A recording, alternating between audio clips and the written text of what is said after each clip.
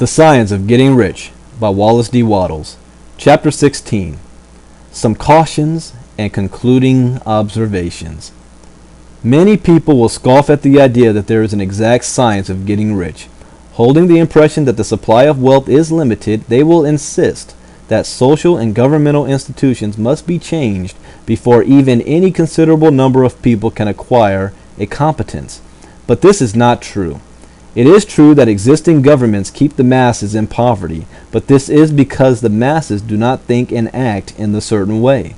If the masses begin to move forward as suggested in this book, neither governments nor industrial systems can check them.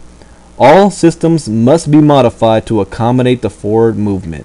If the people have the advancing mind, have the faith that they can become rich and move forward with a fixed purpose to become rich, nothing can possibly keep them in poverty.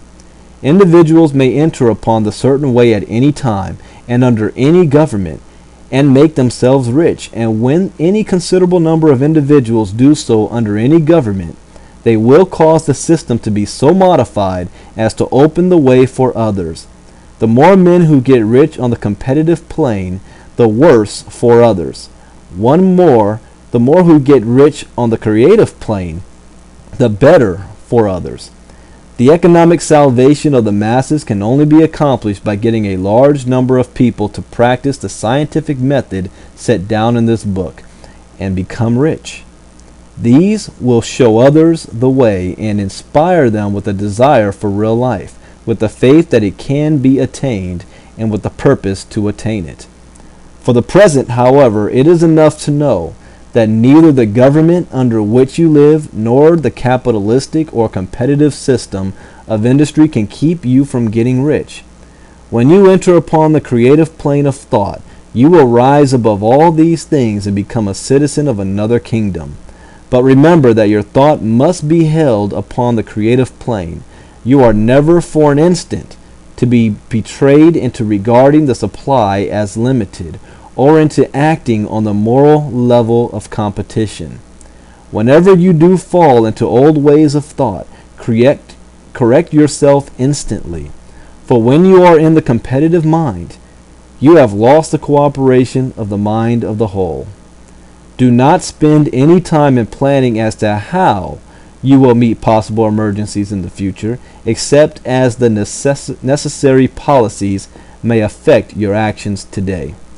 You are concerned with doing today's work in a perfectly successful manner and not with emergencies which may arise tomorrow.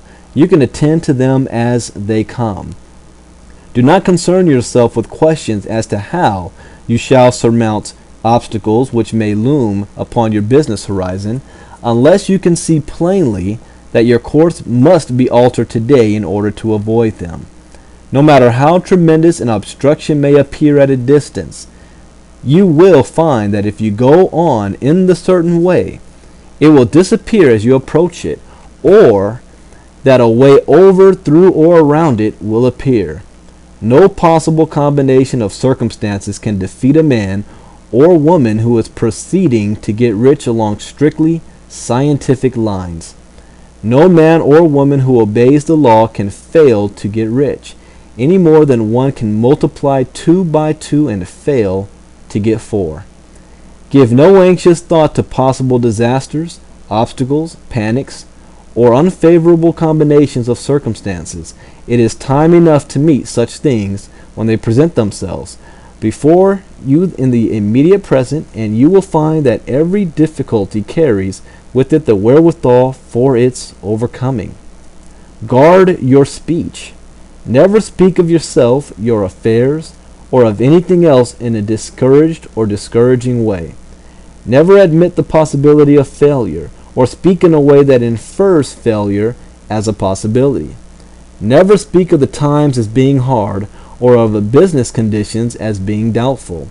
Times may be hard, and business doubtful for those who are on the competitive plane, but they can never be so for you. You can create what you want, and you are above fear. When others are having hard times and poor business, you will find great opportunities. Train yourself to think of and to look upon the world as something which is becoming, which is growing, and to regard seeming evil as being only that which is undeveloped. Always speak in terms of advancement. To do otherwise is to deny your faith, and to deny your faith is to lose it. Never allow yourself to feel disappointed. You may expect to have a certain thing at a certain time and not get it at that time, and this will appear to you like failure. But if you hold to your faith and will find that the failure is only apparent, go on in the certain way, and if you do not receive that thing, you will receive something so much better that you will see that the seeming failure was really a great success. A student of this science had set his mind on making a certain business combination which seemed to him at the time to be very desirable, and he worked for some weeks to bring it about. When the crucial time came, the thing failed in a perfectly inexplicable way. It was as if some unseen influence had been working secretly against him. He was not disappointed. On the contrary, he thanked God that his desire had been overruled, and went steadily on with a grateful mind.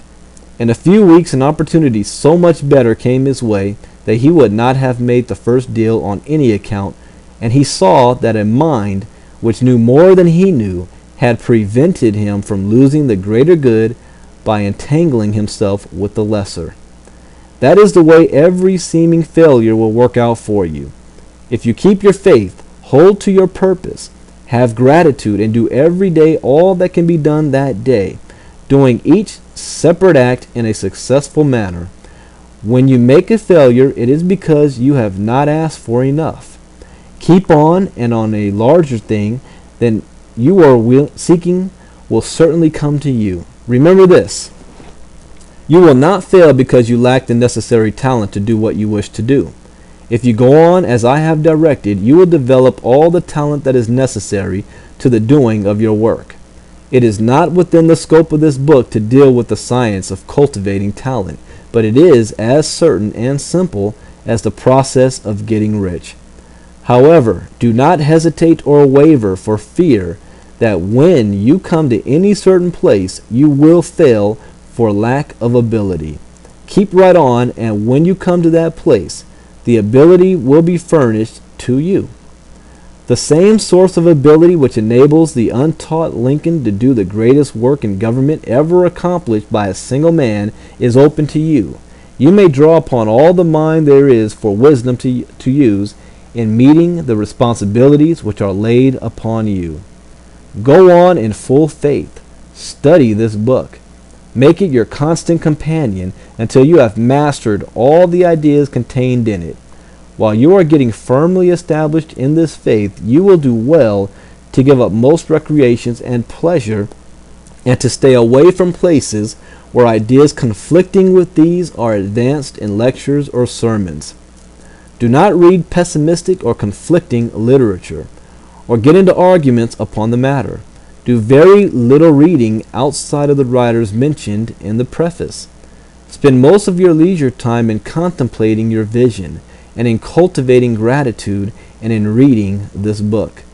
It contains all you need to know of the science of getting rich, and you will find all the essentials summed up in the following chapter.